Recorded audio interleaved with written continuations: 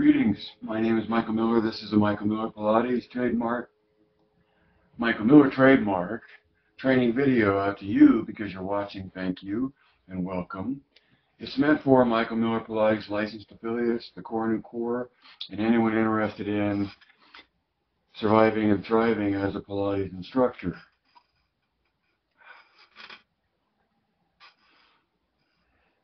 I only have one thing to talk about today, and it's not a very big thing, but it's been a consistent thing over enough to warrant a comment on.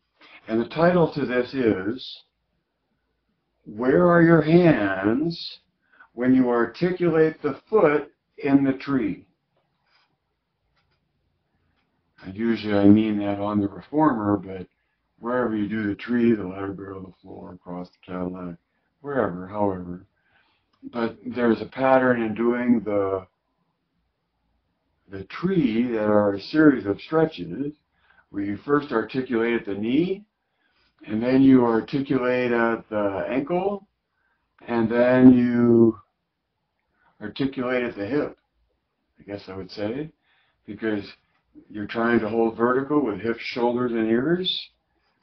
And from the vertical, you take what your leg can give you. You don't collapse your body in order to get your leg higher. At least that's the target. And from the initial position on the stretches that lead up to the tree, where you go up and down the leg with your hands, is a stretch holding vertical, hips, shoulders, and ears, while you support with your hands underneath your thigh, so that you have a free articulation at the knee. Okay. Now,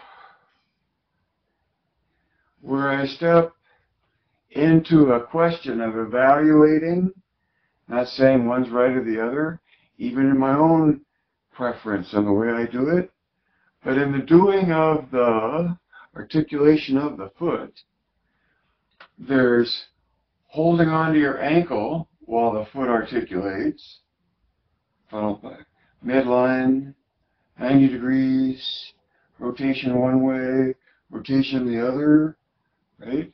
The ideals in space. But where are your hands? Are they at the ankles, like I just said, is one way, or do they stay back behind the knee, and that you articulate while still holding behind your thigh?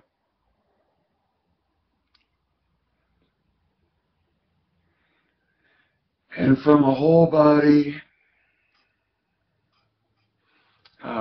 filter or point of view, I just feel how much my ankle articulation works down into my shin. And when you support right at the ankle, the hands at the presence of the support gets in the way of, it can, I know it doesn't have to, but my comment is, in passing, about where your hands are when you articulate the foot before doing the actual tree up and down. I like to hold from under the thigh and articulate the ankle with without any interference in support, if it isn't needed, back through the ankle into the calf and the shin, right? So, as a Pilates instructor, knowing where you choose to support and why, and the trade-offs between how you support and where, can be very confusing and daunting to make up your mind or to know what's right. That's why I say that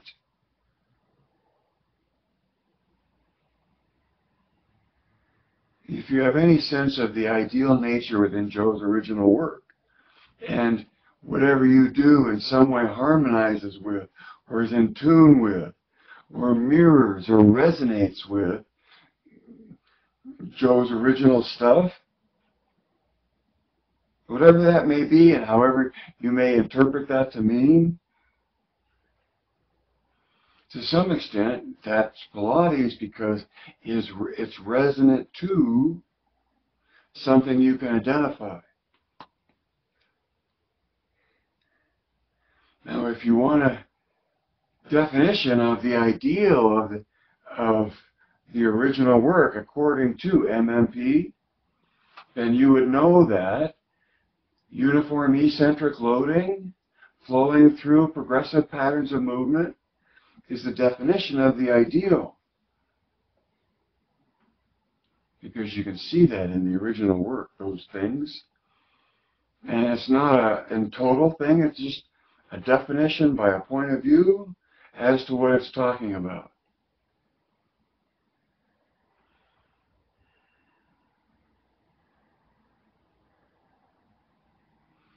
And when it comes to the specifics of where are your hands when you articulate the foot right before doing the tree on the short box reformer,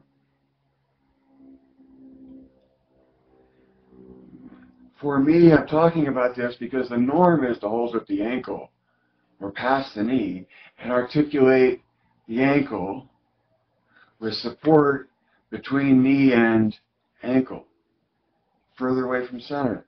Makes sense in some ways, of course.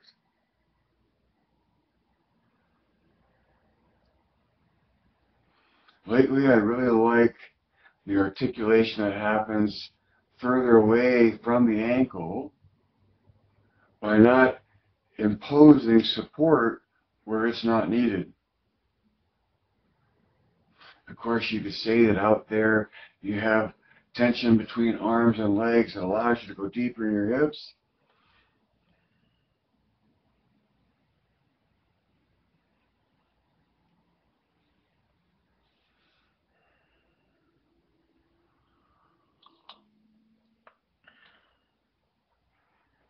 Okay, so that was the only thing I wanted to talk about. And yet close with this notion that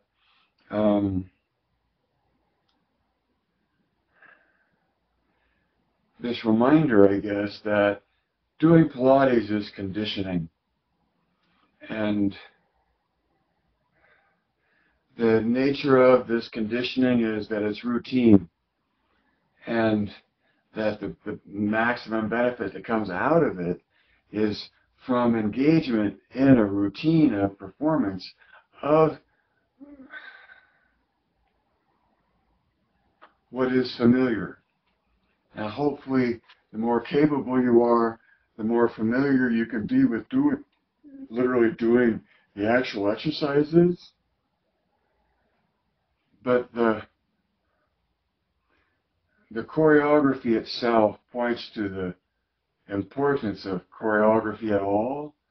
And so to whatever extent your routine mirrors the original work's routine, is more Pilates than not. Okay.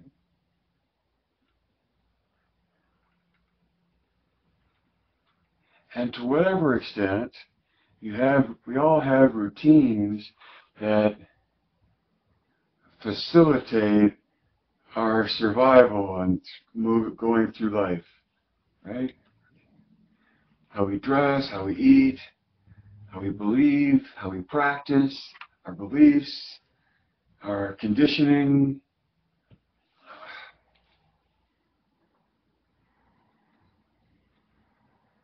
The more you have a routine that mirrors or is Joe's choreography, the more that waits to embrace you and support you and comfort you when you need it the most. Because if you are flagging in spirit or strength or composure or just flagging in anything, then this routine is fundamental.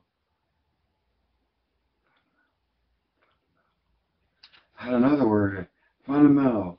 Well, I went from familiar to fundamental. What's so great about knowing the mat or doing any routine, but especially this one, ideal one of Joe's response to the physics we live in?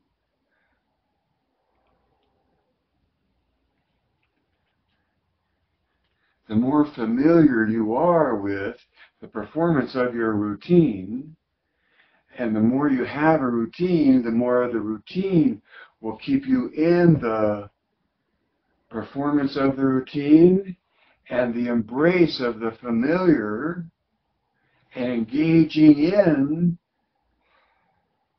your effort to whatever level you have available to you is always there to embrace you in a deeper performance of it.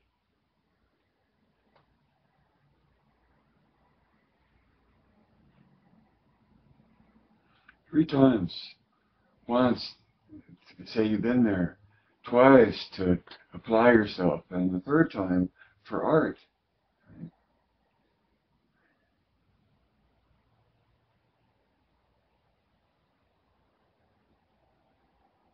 So it comes back to Joseph Pilates was a survivor, and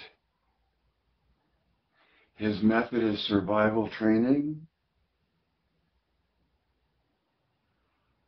And the more you do it, the more prepared you are for whatever comes up.